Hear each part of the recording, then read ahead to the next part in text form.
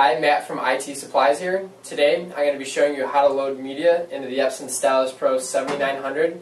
This is actually going to be the same process as the Epson Stylus Pro 7890, Epson 9900, and the Epson Stylus Pro 9890.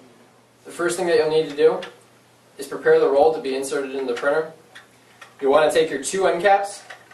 As you can see, you're able to change it from a 2-inch core to a 3-inch core. Switching to a 3-inch core, the tension expands. For the purposes of this roll, I'm going to be using a 2-inch core. You're going to want the lever to be up when you're putting the end cap into the roll. Once you put the end cap into the roll, you're going to clamp down on the clamp. Turn the roll over, do the same thing, make sure it's on the 2-inch core size. Put the end cap in, and then clamp it down. And your roll is ready to be inserted into the printer. Go ahead and lift the front cover up on the printer. There's going to be a blue lever that's on here. When it's in the up position, it's locked. If you pull it all the way down, you're going to hear a click. You're able to move the guide along the rail.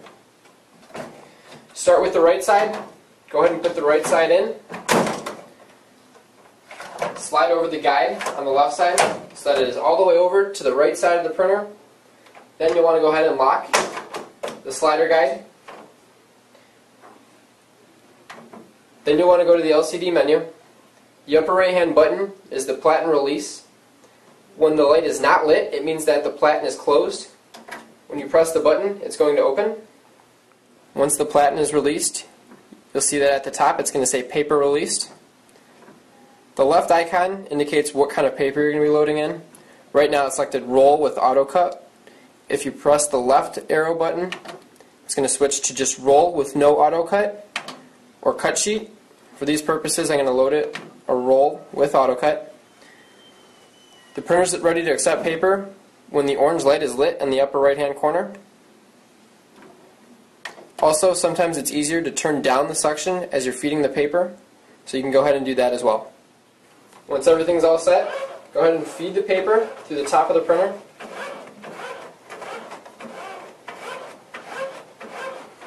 Go ahead and feed it until you see it comes out of the bottom.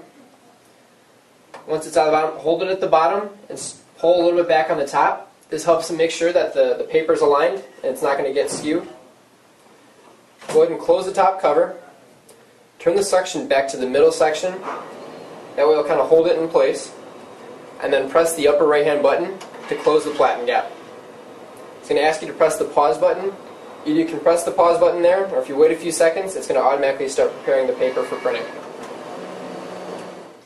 After the paper is loaded, you're going to get a dialog on the menu that asks you if the roll paper settings are okay.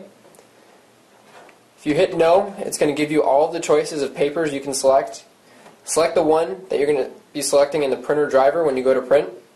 So I have canvas loaded in there right now, so I'm actually going to be selecting watercolor paper. Once you hit OK, you're going to see that the LCD screen is going to say ready and still show you the roll paper icon with the auto cut. Loading a cut sheet into the Epson Stylus Pro 7900 is a slightly different process. I'm about to take you through on how you load a cut sheet in this printer. Now there's two different ways you can go from here to load a cut sheet. The first method is to actually leave the platen closed and to take your sheet of paper and start feeding it in the top all the way over to the right. You're going to see that when you do this, it's going to ask you to press the down arrow. From here, go ahead and press the down arrow, and then the printer is going to start feeding the paper. Once the paper is loaded, you're going to get the same dialog box. You can select yes if you have the same type of paper. Go ahead and select no, and choose the paper that you'd like to load.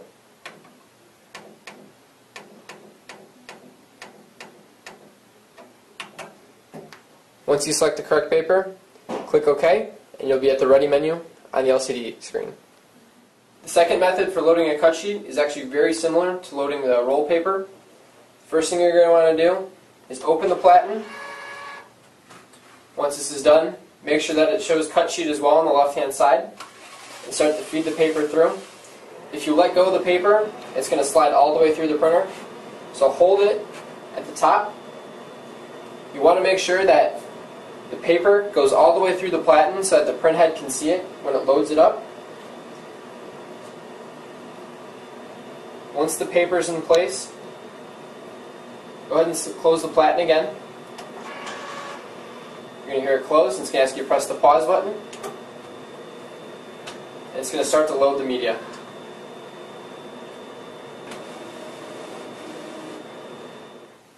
Again, the last step, you're just going to need to select your paper type. So go ahead and hit no. Select your paper type. And then you'll be ready to print. Thanks for watching. Subscribe to our YouTube page for more videos. Like us on Facebook and follow us on Twitter for some special offers as well.